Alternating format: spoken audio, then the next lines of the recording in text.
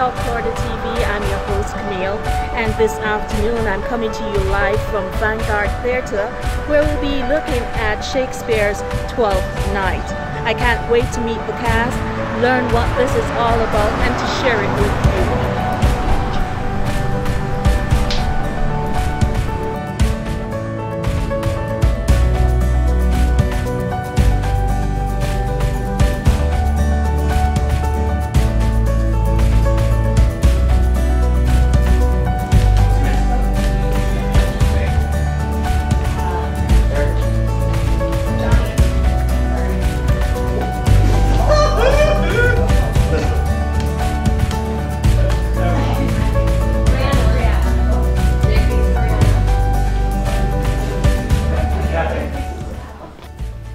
So I'm here at Vanguard Theatre with Tim, creative director of Twelfth Night and New City Players.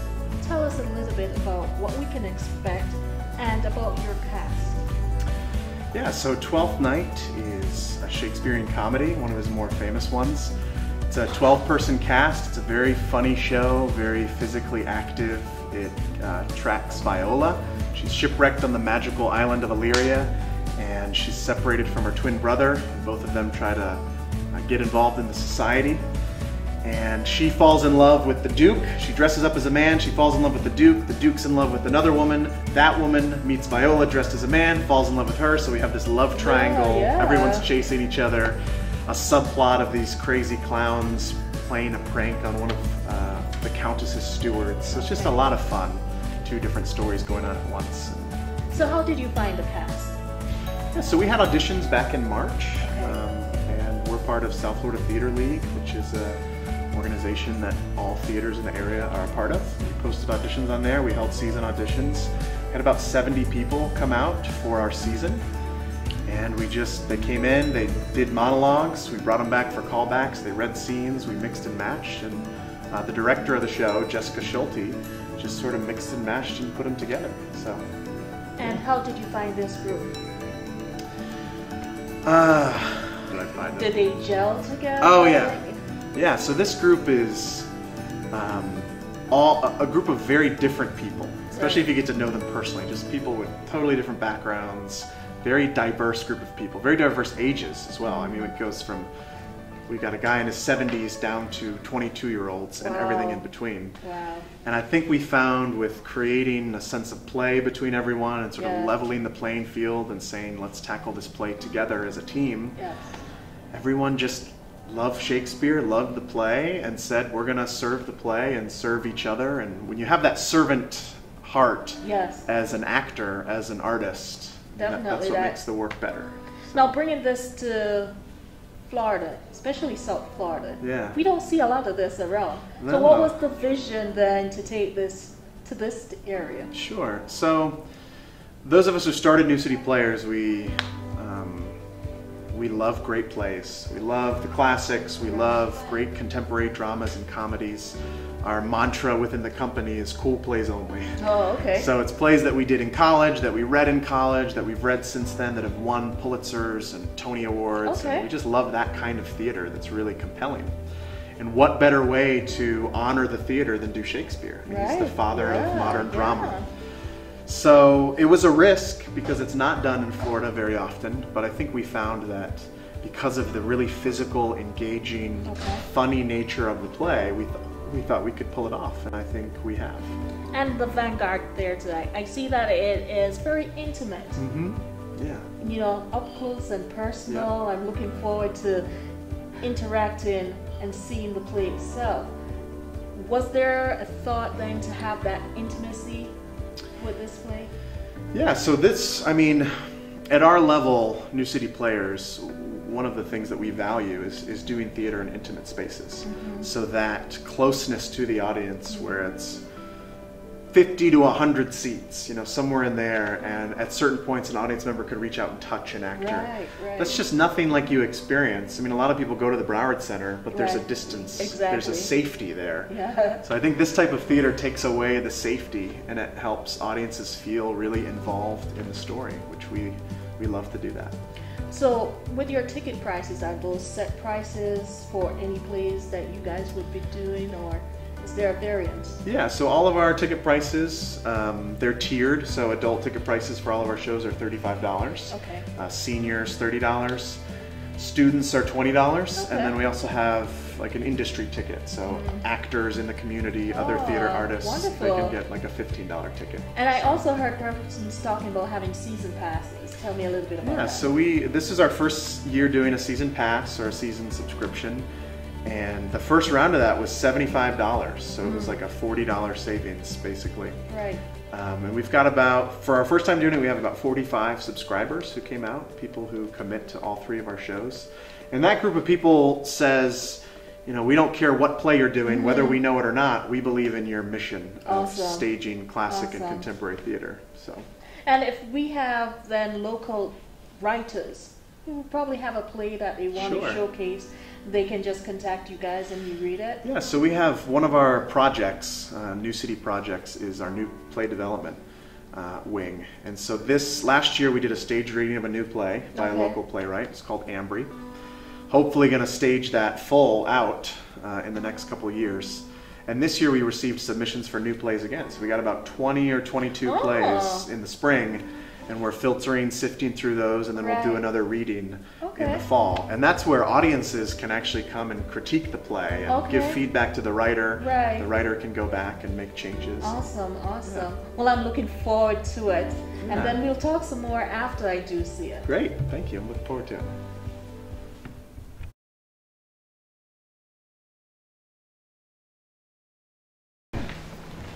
Lackluster. Obscene. Premeditated. Swagger. Break the ice. A laughing stock. In a pickle. Catch a cold. Heart of gold. Kill with kindness. Good riddance. What the dickens? Though this be madness, yet there is method in it. It was just a small smattering of words and phrases invented by William Shakespeare. Today, you have the pleasure of experiencing his beautiful language and incredible characters full force. Welcome to New City Players' production of Twelfth Night.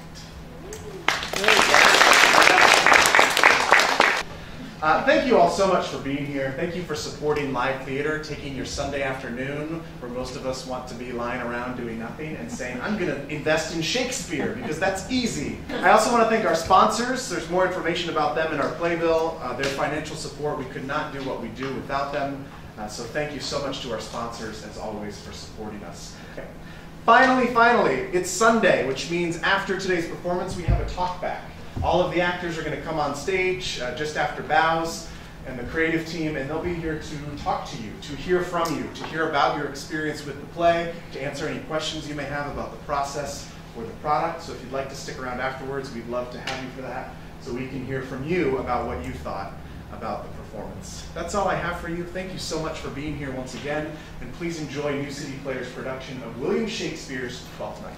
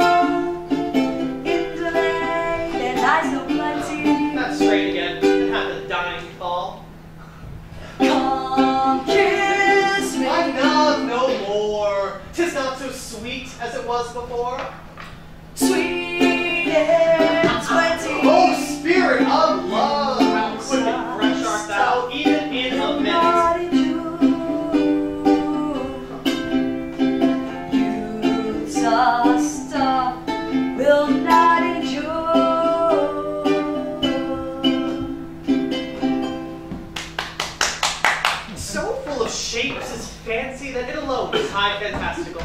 Will you go drive, my lord? What, curio? The heart? Why, so I do. The noblest that I have. Oh! Oh, and mine eyes did see Olivia first. Methought she purged the air of pestilence. In that moment was I transformed into a heart. And my desires, like fell and cruel hounds, ere since pursue me. How now? What news from her? So please, my lord, I might not be admitted. But from her handmaid do return this answer. The element itself, till 7 years' heat shall not behold her face at ample view, but like a cloistress she will veiled walk and water once a day her chamber round, with eye-offending brine. All this to season a brother's dead love, which she would keep fresh and lasting in her sad remembrance. Oh, she that hath the heart of that fine frame to pay this debt of love but to a brother? How will she love when the rich golden shaft hath killed the flock of all affections else? Away before me to sweet beds of flowers. Love thoughts lie rich when canopied with bowers.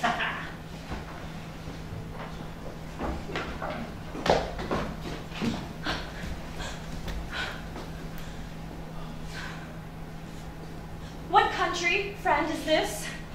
This is Illyria, lady. And what should I do in Illyria? My brother, he is in Elysium.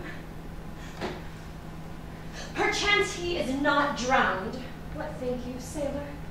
Assure yourself, after our ship did split, when you and those poor nuns were safe with you, hung on our driving boat, I saw your brother, most provident in peril, bind himself, courage and hope both teaching him to practice to a strong mast. For saying so, there's gold. Knowest thou this country? I was bred and born not 3 hours' travel from this very place. Who governs here? A noble duke, Orsino. Orsino. I have heard my father name him. He was a bachelor then. And so is now, or was so very late. For but a month ago I went from hence, and then 'twas fresh in murmur that he did seek the love of fair Olivia. What's she? A virtuous maid, the daughter of a count who died some 12 months since. Then leaving her under the protection of his son, her brother, who shortly also died, for whose dear love they say she hath abjured the company in sight of men. Oh, that I served that lady. That were hard to compass, because she will admit no kind of suit, no, not the duke's. There is a fair behavior in thee, captain. I prithee, and I'll pay thee bounteously. Conceal me what I am. I'll serve this duke. Thou shalt present me as a eunuch to him. What else mayhap to time I will commit. Only shape thou thy silence to my wit. Be you his eunuch, and your mute I'll be. When my tongue blabs, then let my eyes not see. I thank thee. Lead me on.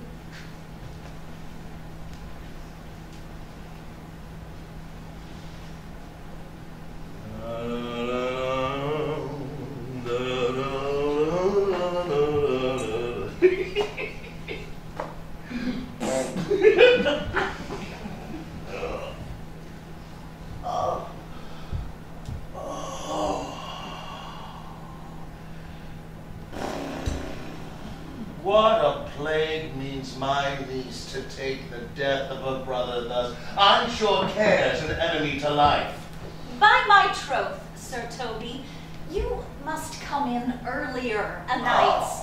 Your cousin, my lady, takes great exceptions to your ill hours. You must confine yourself within the modest limits of order. Confine?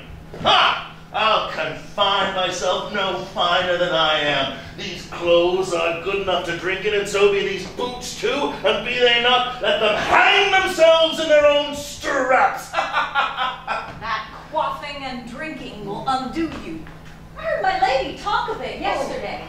And of a foolish knight you brought in one night here to be her wooer. Who, Sir Andrew Aguecheek?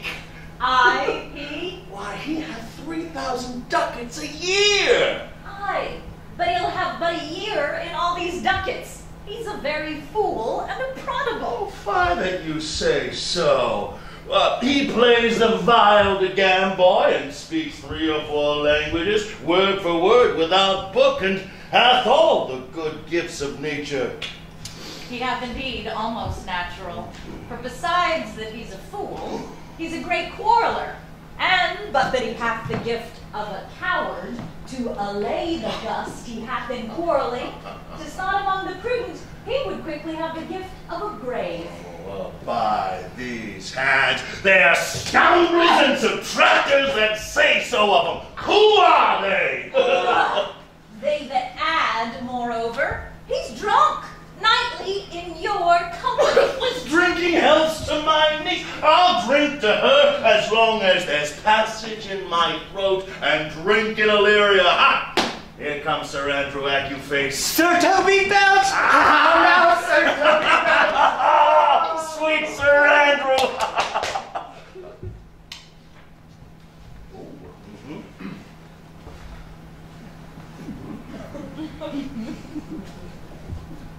Bless you, fair shrew. And you too, sir. Oh, accost, Sir Andrew, accost! What's that? My niece's chambermaid! Oh. Good Mistress Acosta, I desire better acquaintance. My name is Mary, sir. Oh, good Mistress Mary Acosta. You mistake, knight. Accost is affront her, board her, woo her, assail her aboard by my throat. I would not undertake her in this company. Is that the meaning of accost? Fare you well, gentlemen. And let part so would thou might never draw sword again. And you part so, mistress, I might never draw sword again. Fair lady, do you think you have fools in hand?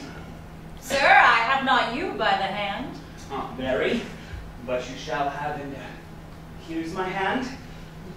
Now, sir, thought is free. I pray you, bring your hand to the buttery bar and let it drink. Wherefore? Sweetheart, what's your metaphor? It's dry, sir. Why? I think so. And I am not such an ass, but I can keep my hand dry. But what is your jest? It's a dry jest, sir. Are you full of them? Aye, sir, I have them at my fingers' ends. Marry, now I let go your hands, I am barren.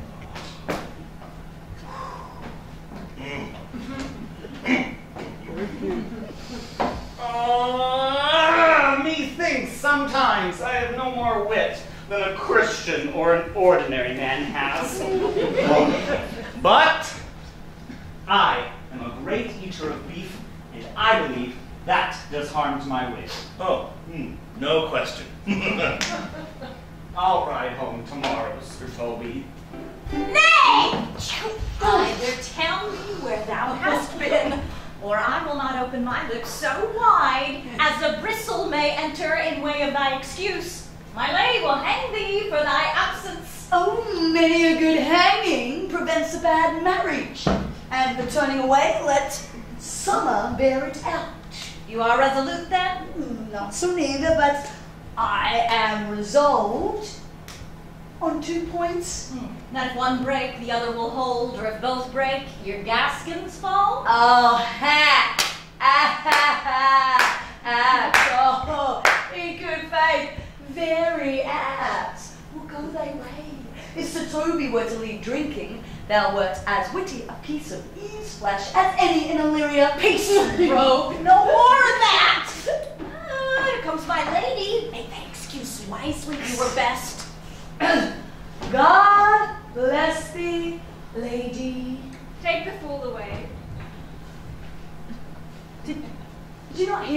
Fellow, take away the fool.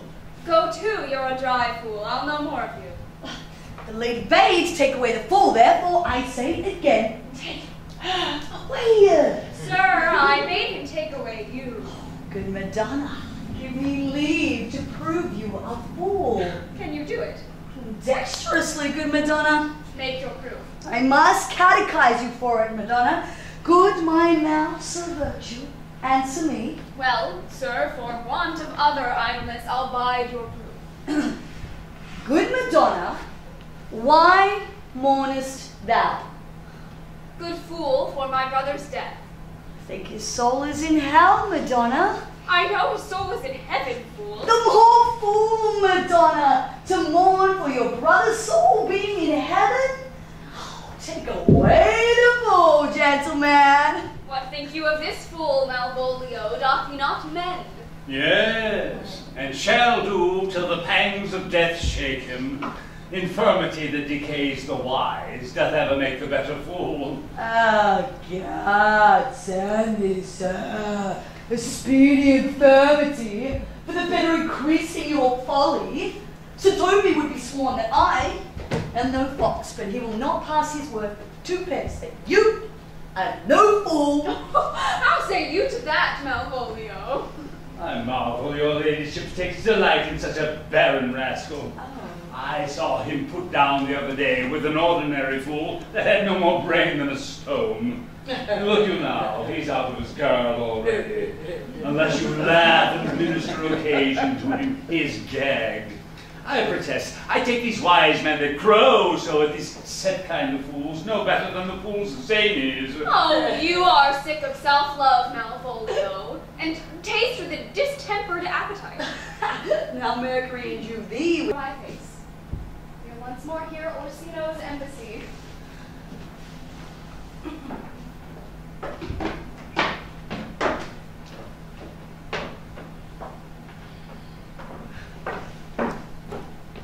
The honorable lady of the house, which is she? Speak to me, I shall answer for her. Your will. Most radiant, exquisite, and unmatchable beauty. I pray you, tell me if this be the lady of the house, for I never saw her. I would be loath to cast away my speech, for besides that it is excellently well penned, I have taken great pains to con it.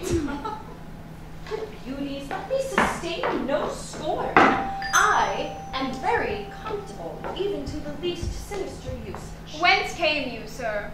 I can say little more than I have studied, and that question's out of my part.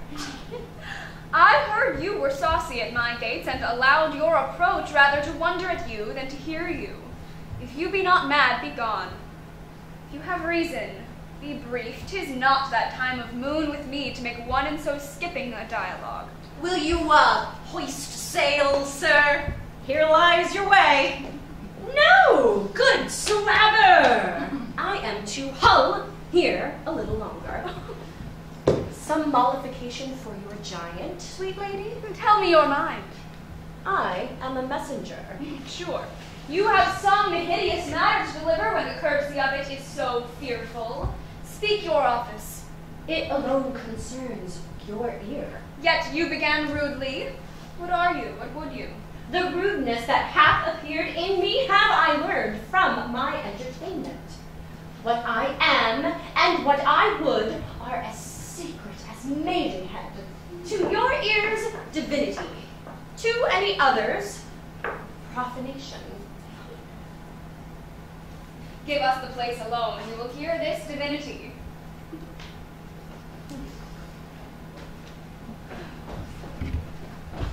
Now, sir, what is your text?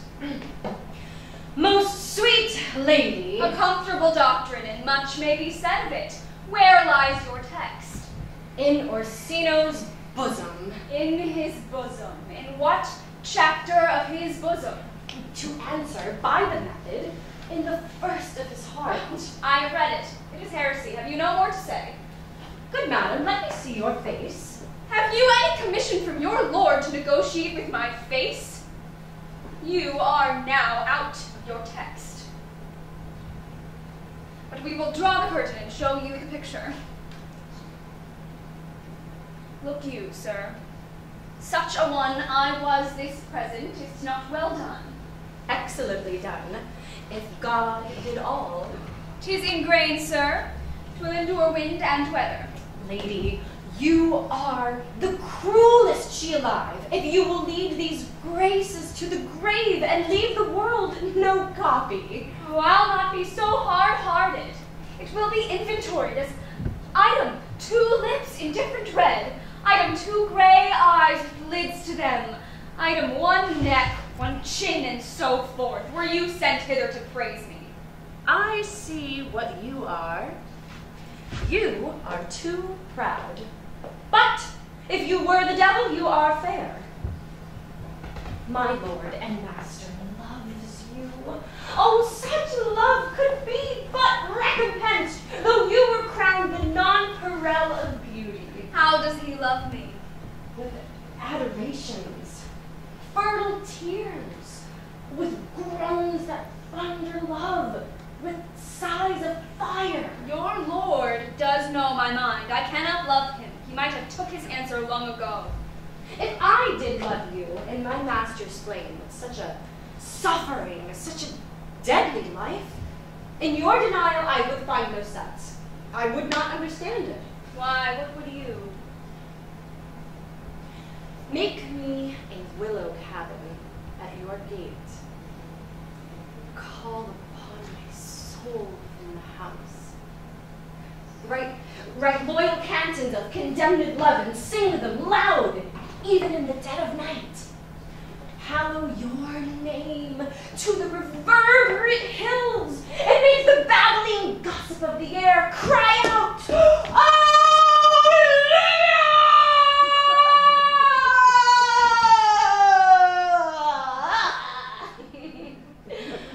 Oh, you should not rest between the elements of air and earth, but you should pity me. You might do much. What is your parentage? Above my fortunes, yet my state is well. I am a gentleman. Get you to your lord. I cannot love him. Let him send no more. Unless, perchance, you come to me again to tell me how he takes it. Fare you well. I thank you for your pains. Spend this for me. I am no feed post, lady. Keep your purse. My master, not myself, lacks recompense. Love make his heart of flint, that you shall love, and let your fervor, like my master's, be placed in content. Farewell, fair cruelty.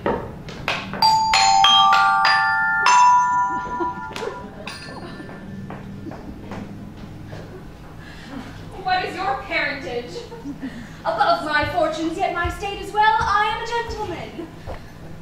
I'll be sworn thou art. Thy words.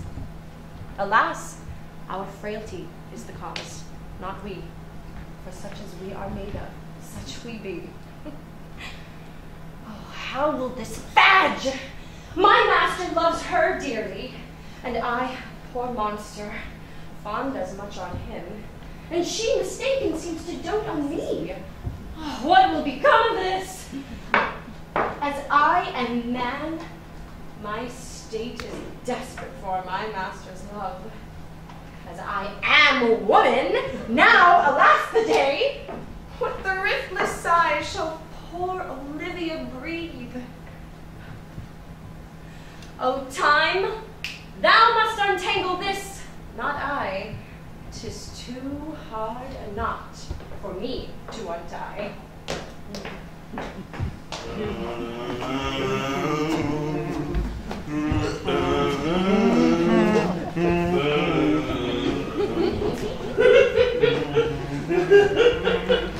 Approach, Sir Andrew. Not to be abed after midnight is to be up betimes and deliculo Sir Jerry, thou knowest. Nay, my troth. I know not. But I know to be up late is to be up late. A false conclusion. I hate it as an unfilled can. To be up after midnight and to go to bed then is early. So, to go to bed after midnight is to go to bed betimed.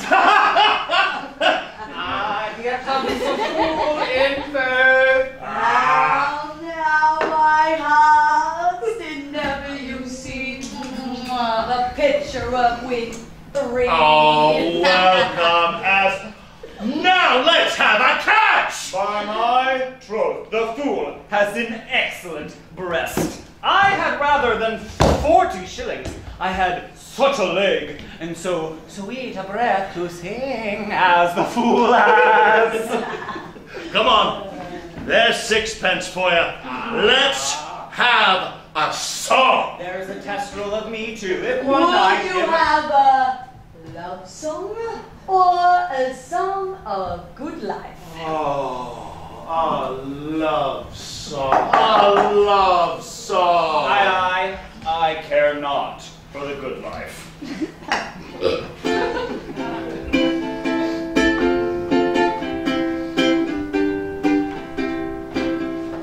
Oh, mistress mine, where are you roaming? Stay at the gate, true love is coming. That can sing both high and low. Pretty, sweet journeys and in lovers meet. That's what is not hereafter. Good. Present but not present laughter. What's to come is still unsure. In delay, then I come kiss me, sweet and twenty. Just love, not in June.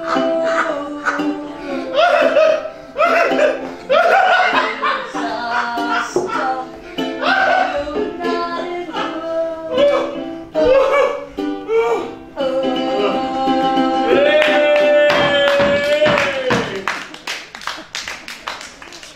A mellifluous voice, Oh, as I am a true knight. a contagious breath. very sweet and contagious in faith. Oh, but shall we make the welkin dance indeed? Shall we not rouse the night owl in a catch? And you love me, let's do it. I am dog and a cat. Well, our ladies are and some dogs will catch word. Most certain. Let our catch be thou knave. Hold thy peace and thy hold thy peace thou knave. Hold thy peace thou knave. Hold thy peace. Hold thy peace, and I pray thee, hold thy peace thou knave. Hold thy peace. What holding do you keep here? If my lady had not called up her steward Malvolio and bid him turn you out of doors, never trust me. Oh, there dwelt a man in Babylon, lady. Oh, beshrew me, the nets and habitable boy. Oh, You mad? What are you? Is there no respect of place, persons, or time in you? we did dine, sir, in our catcher's snacker. Sir Toby, I must be round with you. Round. My lady bade me tell you that though she harbors you as... Come! Come! I'll go burn some sack! 'Tis too late to go to bed now! Come, knight! Oh, that piece of Come, knight! now there. Come, knight! Oh, that piece. Oh, my please! Oh, that piece. Oh, that piece of Oh, come, good Cesario, but that piece of song, that old and antique song we had last night, methought it did relieve my passions much. Come, but one verse. He is not here, so please your lordship that should sing it. Who was it? Best. The jester, my lord. A fool that the Lady Lydia's father took much delight in. He is about the house. Seek him out! And play the tune a while. Come hither, boy. If ever thou shalt love, in the sweet pangs of it remember me, for such as I am, all true lovers are, unstayed and skittish in all motions else, save in the constant image of the creature that is beloved. How dost thou like this tune? It gives a very echo to the seat where love is throned. Thou dost speak masterly. My life upon't. Young though thou art, thine eye hath stayed upon some favor that it loves. Hath it not, boy? A little. By your favor. What kind of woman is it? Of your complexion? She's not worth thee then. How many years, you think? About your years, my lord. I'm too old, by heaven. Let a woman take an elder than herself. So, wears she to him, so sways she level in her husband's heart? Or, boy, however we do praise ourselves, our fancies are more giddy and unfirm, more longing, wavering, sooner lost in war than women's are. Oh, I think it well, my lord. Let thy love be younger than thyself, or thy affection cannot hold the vent. Or women are as roses, whose fair flower, being once displayed, doth fall that very hour. And so they are. Alas, that they are so. To die, even when to perfection grow. Ah, come, sir, that song we had last night.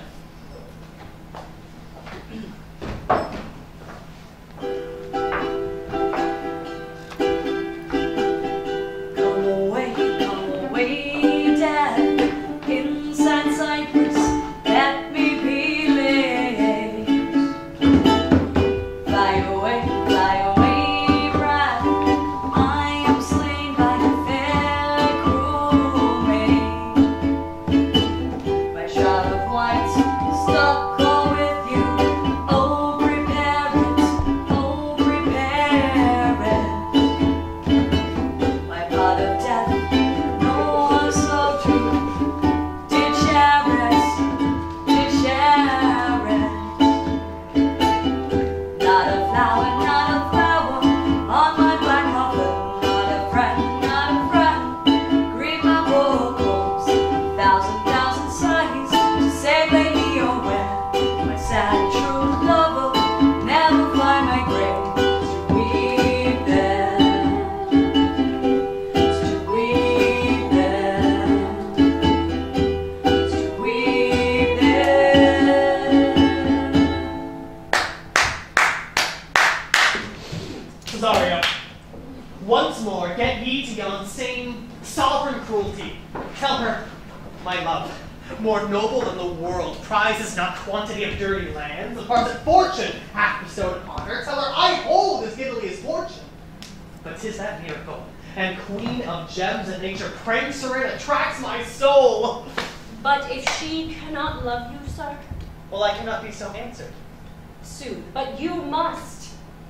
Say that some lady, as perhaps there is, hath for your love a great pang of heart as you have for Olivia. You cannot love her, you tell her so. Must she not then be answered? There's no woman's sides can buy the beating of so strong a passion as love doth give my heart. No woman's heart so big to hold so much. They lack retention. But mine is all as hungry as the sea and can digest as much. Make no compare between the love a woman can bear me and that I owe Olivia. Aye, but I know What dost thou know? too well what love women to men may owe. In faith, they are as true of heart as we. My father had a daughter loved a man, as it might be, perhaps, were I a woman, I should, your lordship.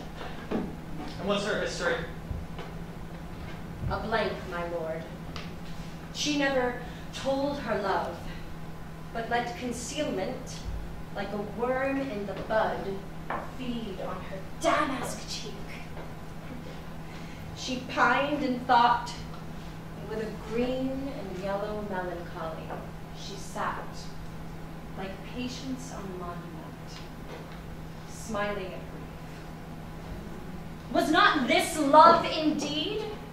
We then may say more, swear more, but indeed our shows are more than will, for still we prove much in our vows, but little in our love. But die, thy sister of her love, my boy. I am all the daughters of my father's house, and all the brothers too, and yet I know not. Sir, shall I to this lady? Ah, that's the theme. To her in haste. Give her this jewel. Say, my love can give no place. By no delay.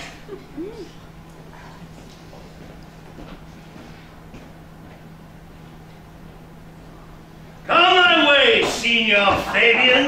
Nay, I'll come. If I lose a scruple of this sport, let me be boiled to death with melancholy. Oh, here's the little villain. How now, my metal of India? Get ye all three into the box tree. Malvo.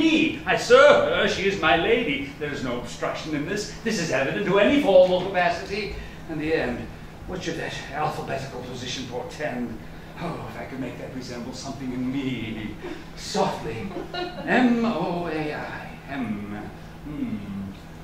Malloyal. That begins my name. Did not I see you working out that the cur is excellent at faults? But then there is no consonancy in the sequel. A should follow, but O does. This simulation is not as the former, and yet to crush this a little, it would bow to me, for every one of these letters are in my name. Sort, here follows prose. If this fall into thy hands, revolve.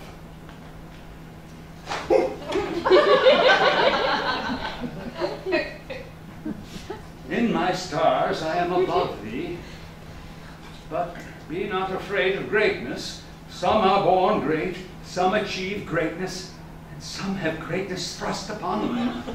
Thy fates open their hands, let thy blood and spirit embrace them, and to inure thyself to what thou art like to be, cast thy humble slough and appear fresh.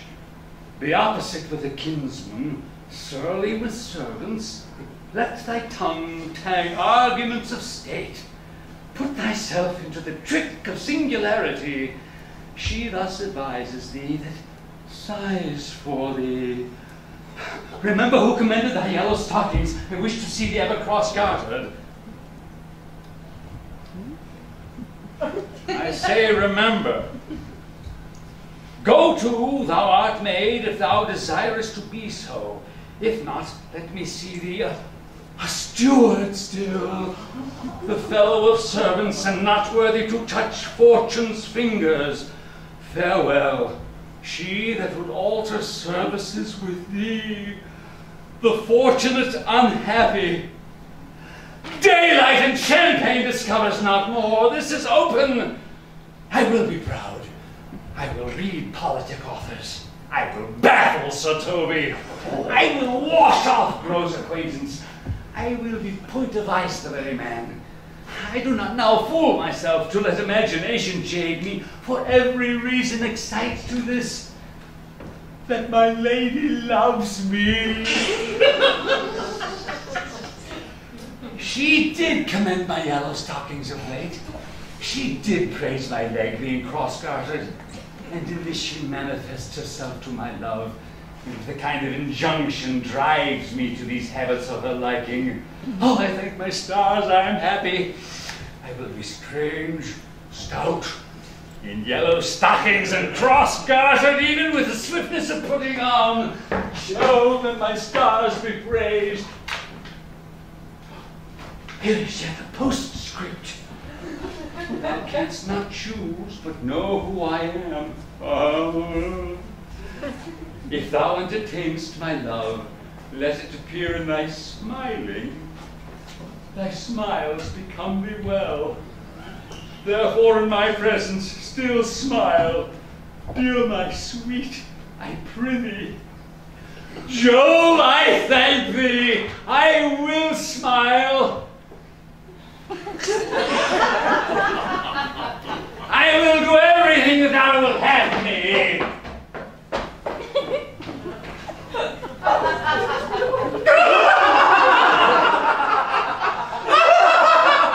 I will not give my part of this sport for the pension of thousands.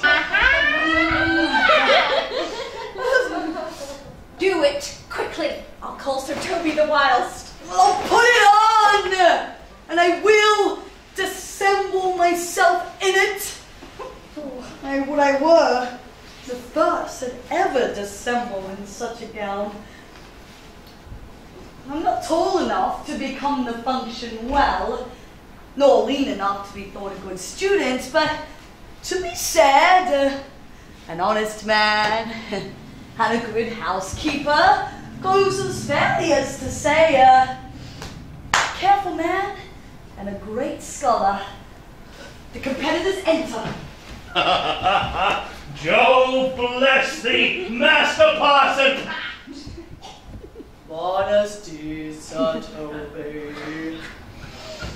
For as the old hermit of Prague, that never saw pen and ink, very wittily said, to a niece of King Gorboduc, that is.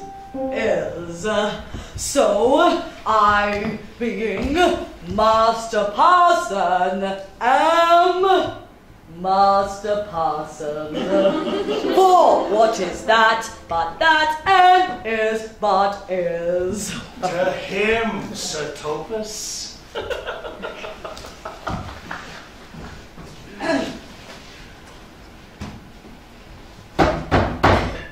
What? Ho, I say! Peace in this prison. Oh, the knave counterfeits well a good knave. Who calls there? Sir Topus, the curate, who comes to visit Malvolio the lunatic. Sir Topus, good Sir Topus, go to my lady. Out! Hypothetical fiend! How vexest thou this man? Talkest thou nothing but of ladies? Well said, Master Parson. Sir Topus, never was man thus wronged. Good Sir Topus, do not think I am mad. They've laid me here in hideous darkness. Fie, thou dishonest Satan! I call thee with the most modest of terms, for I am one of those gentle ones who use the devil himself with courtesy. Sayest thou that house is dark? As hell, Sir Topus. Why, it had bay windows, transparent as barricados, and the clear stones toward the south-north are as lustrous as ebony, and yet complainest thou of obstruction? I am not mad, Sir Topus. I say to you, this house is dark. Oh, man, how airest! Oh, I say there is no darkness but ignorance, in which thou art as puzzled as the Egyptians in their fog. I say to you, this house is as dark as ignorance, though ignorance were as dark as hell. and I say there was never man thus abused. I'm no more mad than you are. Make the trial of it in any constant question. What is the opinion of Pythagoras concerning wildfowl? That the soul of our granddam might haply inhabit a bird. And what thinkest thou of his opinion? I think nobly of the soul, and in no way approve of his opinion. Fare thee well! Remain thou still in darkness. Thou shalt hold the opinion of Pythagoras ere I will allow of thy wits, and fear to kill a woodcock, lest thou dispossess the soul of thy grandam. Fare thee well! Sir Thomas! Oh, my most exquisite Sir Thomas! I'm all for waters. Thou mightst have done this without thy beard and gown, he sees thee not. Oh, go thou to him in thine own voice, and bring me word of how thou findest him. I would we were well rid of this knavery.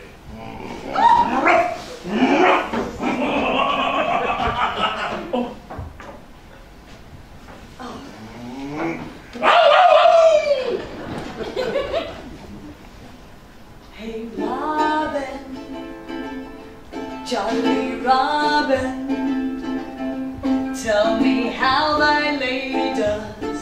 Whoa. My lady is unkind, buddy. Alas, why is she so? Oh! She loves another. Fool, I say! Oh, who calls, huh? Master Malvolio? Aye, good fool, as ever thou wilt deserve well at my hand. Help me to a candle, and pen, ink, and paper, and convey what I will set down to my lady. As I am a gentleman, it will advantage thee more than ever the bearing of letter did. Oh, I'll help you to it. Hey, Robin. Quite in the highest degree, good fool, be gone.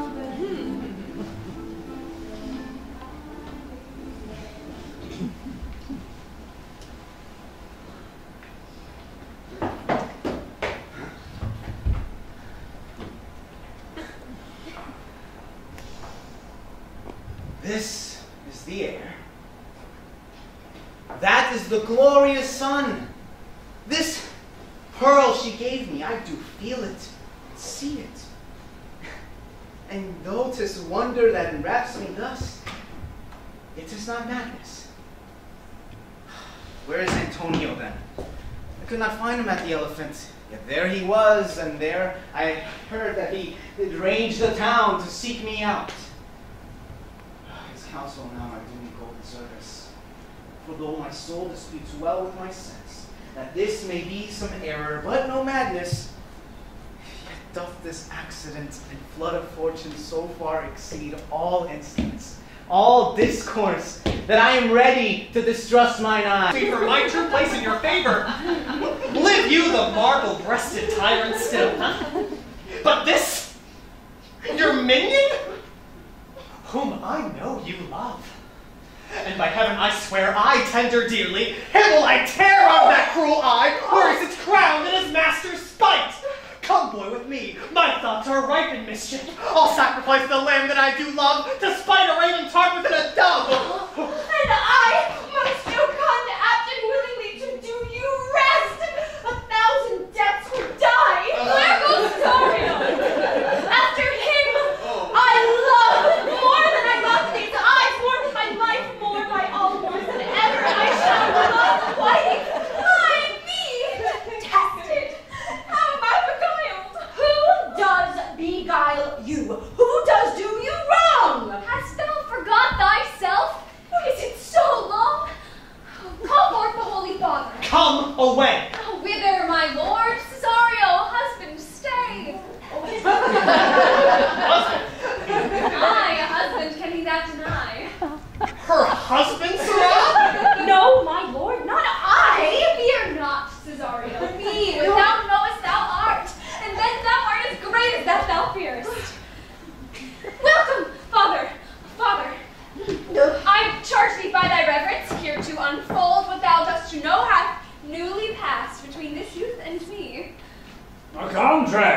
of eternal bond of love, confirmed by mutual joinder of your hands, tested by the holy close of lips, strengthened by interchangement of your rings, and all the ceremony of this compact, sealed in my function by my testimony, since when my watch hath told me toward my grave I have traveled but 2 hours.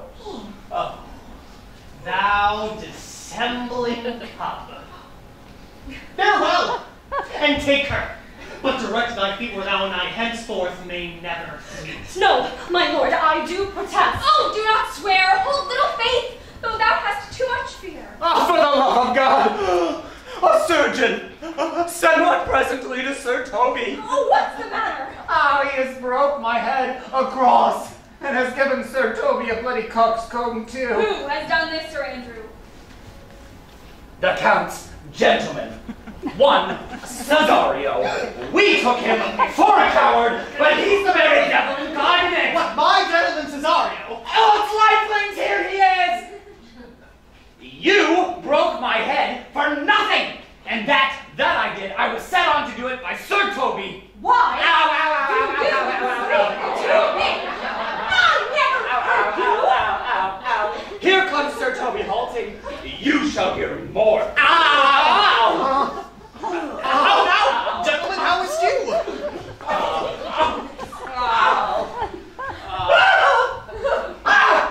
That old one has hurt me, and there's a red on it. Did Surgeon Salt? Oh, he is drunk, Sir Toby. An hour ago, his eyes were set at 8 in the morning. Oh, and he's a rogue. I hate a drunken rogue. Away with him. Who has made this havoc with them? I'll help you, Sir Toby, because we'll be dressed together. Oh, will you help? Ow. An acid, Ow. and a coxcomb, Ow. and a knave. Ow. A thin-faced knave! Ow. I go! Then, let his hurt be looked to. I am sorry, madam. I have hurt your kinsman, but had it been the brother of my blood, I must have done no less with wit and safety. Roll a strange regard upon me, and by that I do perceive you have offended. Pardon me, speaker. Even for the vows we made each other but so late ago. One face, one voice, one habit, and 2 persons. A natural perspective that is and is not. Antonio. Oh, Antonio! Oh, how the hours have racked and tortured me since I have lost thee! Sebastian, are you? Fearst thou that, Antonio? How have you made division of yourself? An apple cleft in 2 is not more twin than these 2 creatures. Which is Sebastian? Oh, most wonderful. Do I stand there? I never had a brother. I had a sister whom the blind waves and surges have devoured. Of Charity, what kin are you to me? What countrymen, what name, what parentage? Of Messalene. Sebastian was my father. Such a Sebastian was my brother, too. So went he suited to his watery tomb. Were you a woman, I would my tears let fall upon your cheek and say thrice welcome, drowned Viola. If nothing lets to make us happy both but this my masculine usurped attire, do not embrace me till each circumstance of place, time, fortune do cohere and jump that.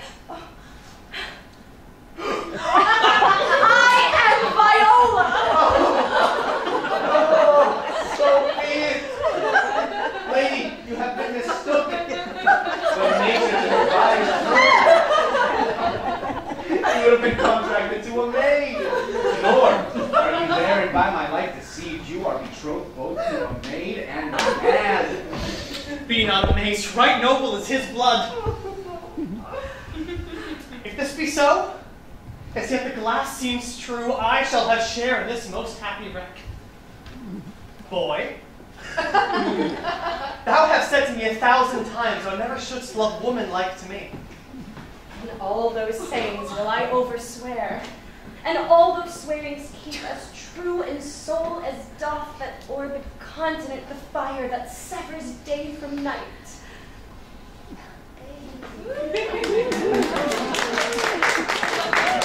Give me thy hand, and let me see thee in thy woman's weeds. The captain that did first bring me on shore hath my maid's garments. He upon some action is now in durance at Malvolio's suit. We shall enlarge him. Fetch Malvolio hither. And yet, now I do remember me. They say, poor gentleman, he's much distracted. How does he, Sirrah? Truly, madam. He holds vows above at a stave's end as well as a man in his case may do. Hope I didn't read it. Look then, to be well edified when the forward delivers a madman. My lord, madam. How now art thou mad? No, madam, I do but read of madness, and your ladyship will have it as it ought to be. You must allow vox. Prithee rid thy right wits. So I do, Madonna, but to read in his right wits is to read thus. Therefore, append by Princess Angivia. Read it you, Sirrah. By the Lord, madam, you wrong me, and the world shall know it. Though you have put me into darkness and given your drunken cousin rule over me, yet have I the benefit of my senses as well as your ladyship. I had your own letter that induced me to the semblance I put on, with the which I doubt not but to do myself much right or you much shame. Think of me as you please. I leave my duty a little unthought of, and speak out of my injury. The madly used Malvolio. Did he write this? Aye, madam. This same is not much of a distraction. See him deliver it, baby, and fetch him hither. My lord, so please you these things further thought on to think me as well a sister as a wife. Gracious lady, I am most apt to embrace your offer. Your master quits you, and since you called me master for so long, here's my hand, and you shall from this time be your master's mistress. Sister, you are she. Oh, is this the madman? My lord, they say. How now, Malvolio? Madam, you have done me wrong. Notorious wrong. Have I, Malvolio? No. Lady, you have. Pray you peruse that letter. You must not now deny it is your hand, or say it is not your seal, not your invention. Alas, Malvolio, this is not my writing, though I confess, much like the character, but I was questioned 'tis Maria's hand. And now I do bethink me, 'twas she first told me thou wast a man, then camest in smiling. Good Madam Maria wrote the letter at Sir Toby's great importance in recompense whereof he hath married her. How with a sportful malice it was followed, may rather pluck on laughter than revenge, that the injuries be justly weighed, and have on both sides passed. Alas, poor fool, how have they baffled thee? Why, some were born great, some achieve greatness, and some have greatness thrown upon them. Thus, the worldly gig of time brings in his revenges. I'll be revenged on the whole pack of you. Oh, he hath been most notoriously abused. Pursue him and entreat him to a peace. He hath not told us of the captain yet. Meantime, sweet sister, we will not part from hence. Cesario, come. For so you shall be while you are a man, but when in women's habits you are seen, Orsino's mistress and his fancy's queen. When that I was and a little tiny boy, with hey ho, the wind and the rain, a foolish thing was but a toy, for the rain it raineth every day. But when I came to man's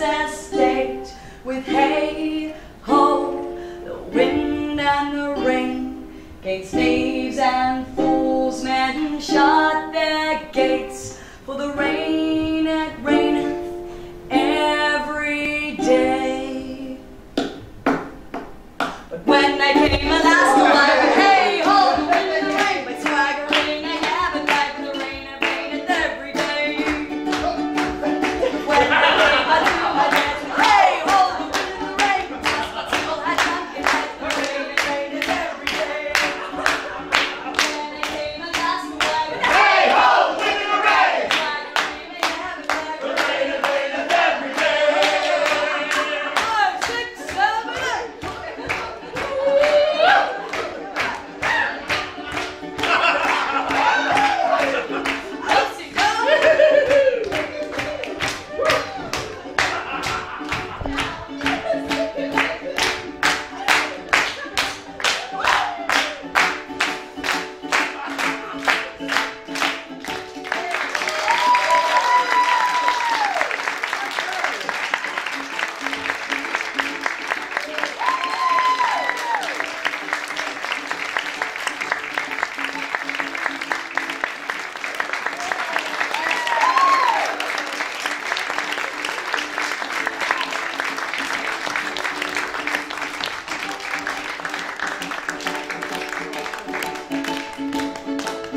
Great while ago the world began with a hey ho, the wind and the rain.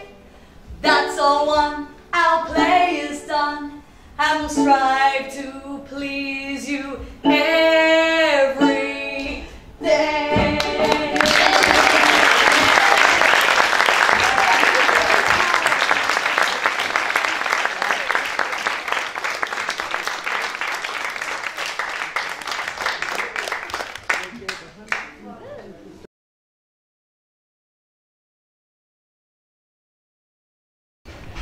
Any other questions or comments? If you just have something to say, it doesn't have to be a question. You can just share your heart with us as well. Yes? I suppose I've seen this play so many times, and you all are fun. And I was real concerned whether you could carry the Shakespearean here, the language was clear and crisp, but you had fun and you gave us fun. So thank you so very much.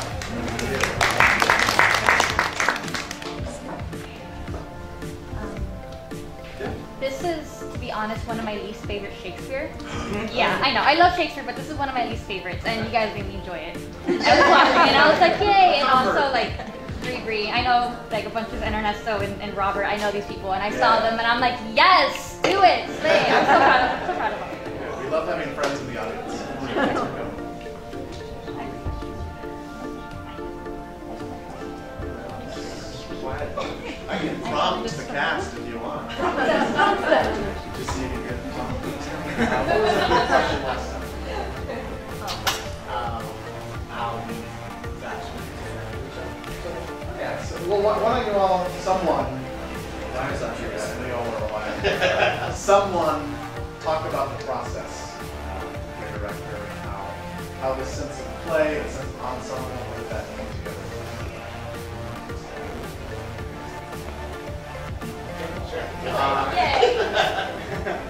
Well, our director Jessica, since day one, our very first reading was a little dinner get together, so we got to know each other before we even started.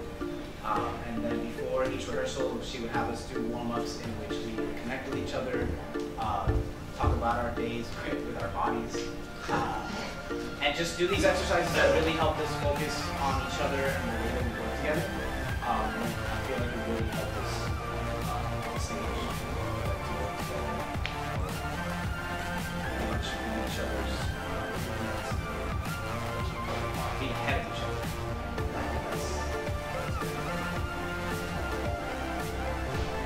How difficult is it to learn your lines? For myself, that's like the easiest part. Because you're young. I don't want to speak for anybody else, but I feel like learning the lines is the easiest part. It's being able to portray it and really feel the world of the play. That's the challenge after that. Yeah, for me, like really, once the lines get fused with action and movement, then it's really easy. But I need the connection of those two things, and then it falls into place. And did any of you done Shakespeare before? Yes. So there are quite a number of words used in the play that I have a fairly broad vocabulary, but many of them I did not know. Which words did you have to look up to find out what they were supposed to mean? Quaffing. That quaffing and drinking will undo you, and quaffing means heavy drinking. That heavy drinking and drinking. Farrago was one, and fustian. And Farrago means? Farrago is a hero of martial character, and fustian is a coarse cloth. So when Fabian says a fustian riddle, he's actually saying it's a coarse riddle, and it's really simple. And so it's a backhanded compliment. That was fine.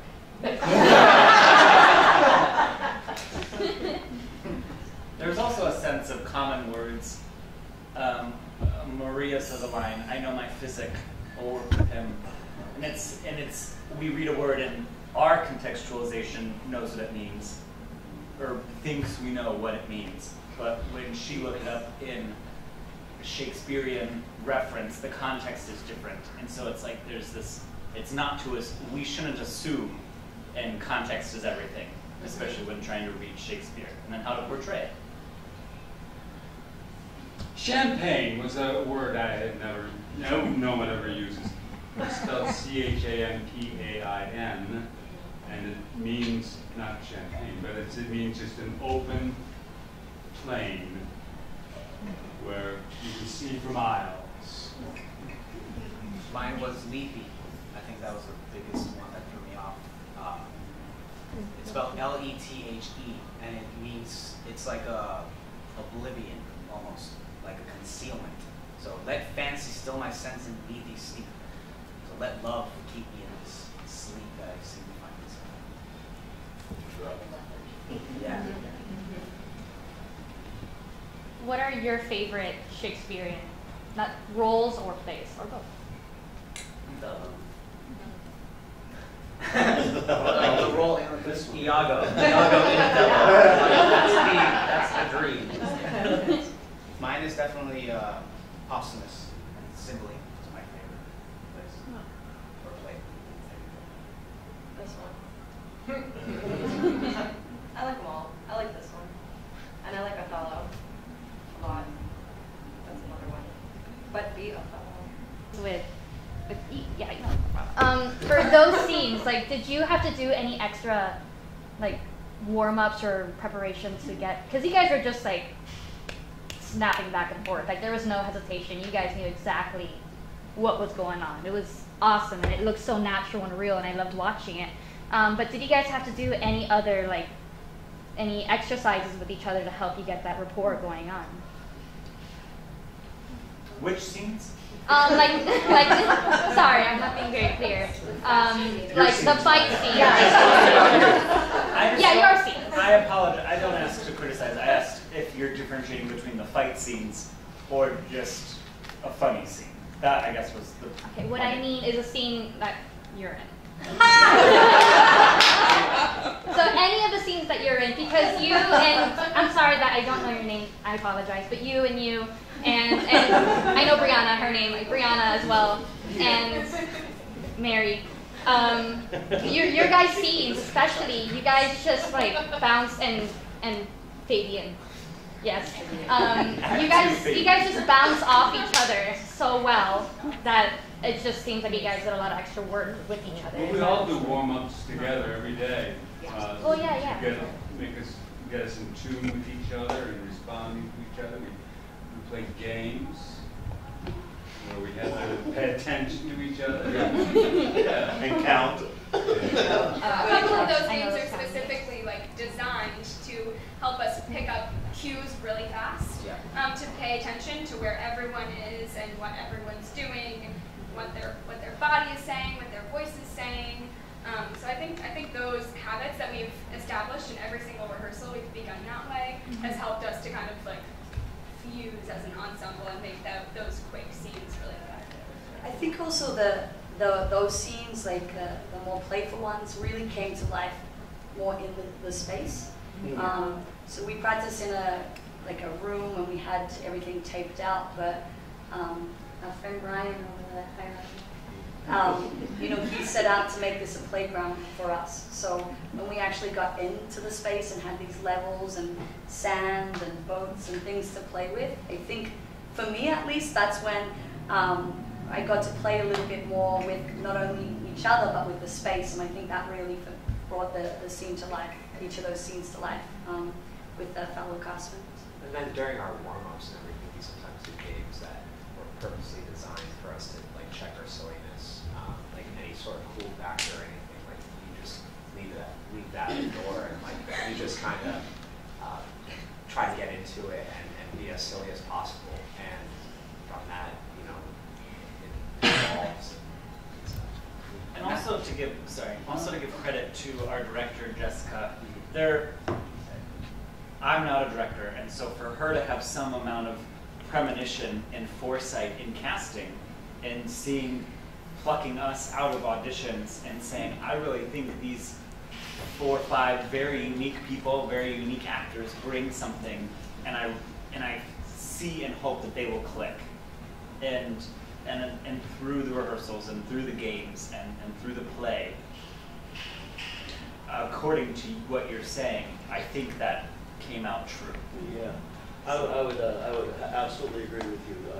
During auditions, they paired various people up, and there was a good intent on seeing what natural chemistry existed between various players, and I think that lent itself well to building a basis for which we were then able to take it into the games and whatnot, and the warm-ups that we were able to do, and really find some real connections with people. And what Rand was talking about earlier, when we actually had the set to play on, it just honed everything all that much more, and I think really kind of solidified everything together. I think also something in this process that I noticed was I came in with an idea of my character, but when I started to play with everybody else, their characters affected mine. So mine changed a lot during this process, and sometimes I even feel like, I did something different today because of how I was looked at or approached, or which I can get away with because I can laugh openly on stage. Sucks for some other people. But I definitely think that the way that everyone else has started to develop their characters, I've developed my own from the people around me, which has been really interesting as well. I would follow up with one thing. You sort of have these funny characters, so to speak, doing a lot of prose, and then you have the lovers doing a lot of verse. But the playfulness of this one group and the freedom that group has, I think helps engage the audience. Like, oh, they're being physical and I know what they're saying. So that when the lovers come back on with their beautiful language, you're there and you're ready to listen. And then they have some zingers. Like Viola has a very funny line, Olivia has some great reactions, Sebastian has a very funny line. Like there's comedy in the verse as well. And because these the subplot characters have so brought you in physically, you're sort of ready to take on the verse with some of the other characters. So and that's why I like the play. It's it goes back and forth between these two plots and helps engage the audience. And I think this cast really nailed that part of it. Yeah, sure. How much did you freak out when you dropped that necklace? That's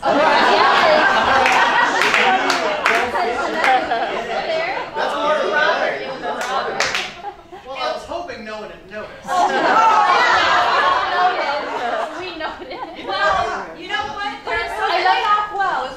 I love how he just looked at it and he just walked off stage. Like, that's your problem now. They skip 3 pages right there. So a few things about that. So we're not supposed to drop it.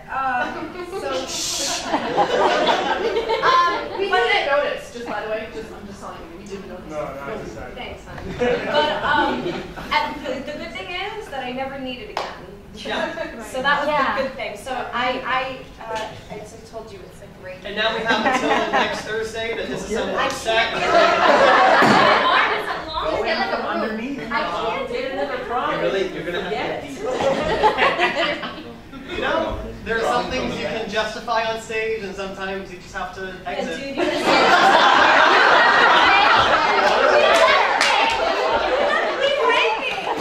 I saw you leave and I was like, ooh, Robert. I couldn't believe it. I think that was great. You guys did it off very well. Yeah, you did. Live theater, that's exactly what live theater is. You never know what's going to happen. And I think you guys did a great job. Yeah, it was great. Yeah, it was great. Yep. They asked about it. Just exit. When in doubt. Well, thank you all so much for coming.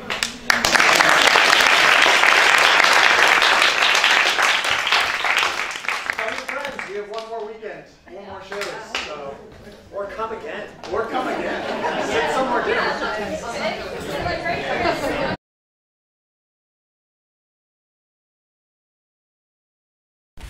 Tim, awesome job. Thank you so much. The play.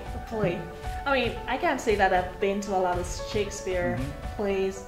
The language, although it was not modern, I could still understand it. Right. And the cast, an awesome job.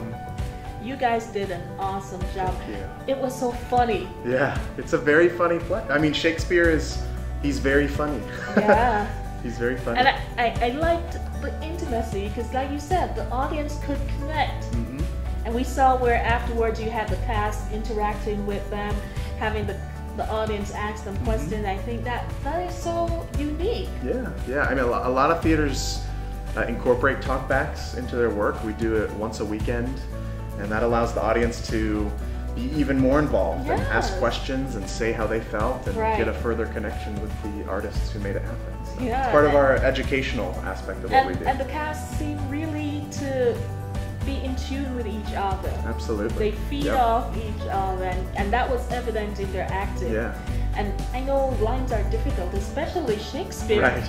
It's difficult to learn, but they carried it off like it was second nature. So very good job. Thank you. Yeah, thank you.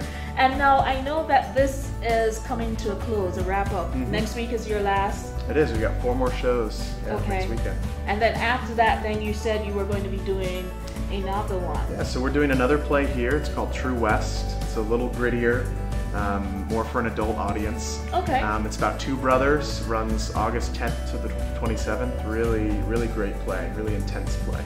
So different than this, but still compelling. Okay, and you've done your cast calls, everybody's in rehearsals. We have. So the 2 brothers actually are going to be myself and my brother playing the brothers. So brothers playing brothers. It's kind of a fun take on it. All right, so we look forward to it, and thank you so much. Thank you so much. All right.